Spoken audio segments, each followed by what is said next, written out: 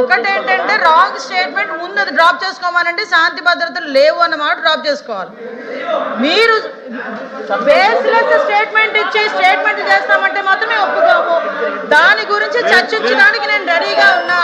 శాంతి భద్రతల గురించి కానీ, క్రైమ్ గురించి కానీ, వాళ్ళ మీద ఎలిగేషన్స్ గురించి కానీ, దేని గురించి చర్చించడానికైనా as a home minister I'm ready. మీరు ఎప్పుడు పెట్టుకుంటారంటే పెట్టుకోండి, నేను రెడీగా ఉన్నా. దానికి అన్నిటికీ కూడా సమాధానం చెప్తా విత్ ఉదాహరణలు. ఇంకోటి చెప్తున్నా అధ్యక్ష, ఇందాకే బొత్స సత్యనారాయణ గారు గౌరవంగా మాజీ మంత్రివర్యులు, పెద్దవాళ్ళు, సీనియర్ మోస్ట్ రాజకీయ నాయకుడు, ఆయన ఒక మాట అన్నారు, అంబటి రాంబాబు గారు వాళ్ళ తల్లి గురించి ఎవరో మాట్లాడారని. ఆధారాలు ఇవ్వమనండి, ఇమీడియట్ గా యాక్షన్ తీసుకోకపోతే అప్పుడు అడగమనండి. ఇమ్మనండి ఆధారాలు, ఇమ్మనండి ఆధారాలు.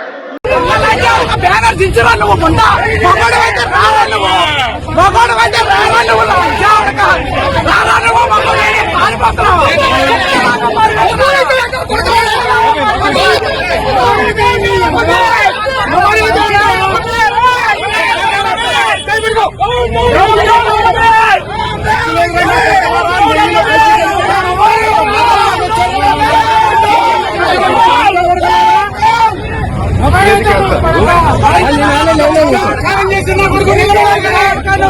లేదు రావట్లేదు.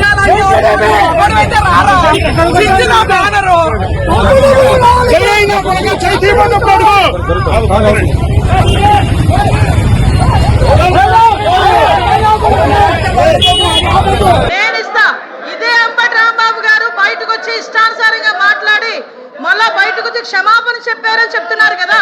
క్షమాపణ చెప్పే ఉద్దేశం అయితే విత్ ఇన్ పావు గంటలో వాళ్ళ ఇంట్లోంచి బయటకు వచ్చి మాట్లాడుతూ నా కుక్కను కూడా టచ్ చేయలేదు, రేపు పోలీసు వస్తాడు రమ్మని చెప్పినప్పుడు ఆ మాట్లాడు గురించి మాట్లాడినట్టు అంటే ఇలాంటి మాట్లాడి రచ్చగొట్టేటట్టుగా మాట్లాడి నిన్న జైలు దగ్గరికి వెళ్ళి ఇట్ట పాడతాడు. ఆయన మాజీ మంత్రి అండి, ఏం మాట్లాడుతున్నారండి, ఏ సైకిల్ చేస్తున్నారండి, సమాజానికి ఎటువంటి మెసేజ్ ఇస్తున్నారండి?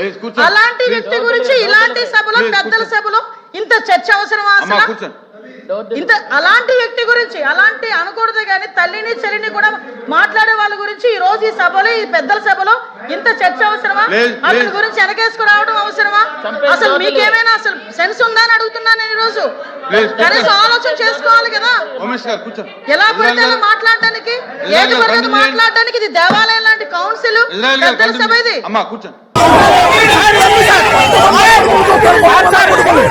చంద్రబాబు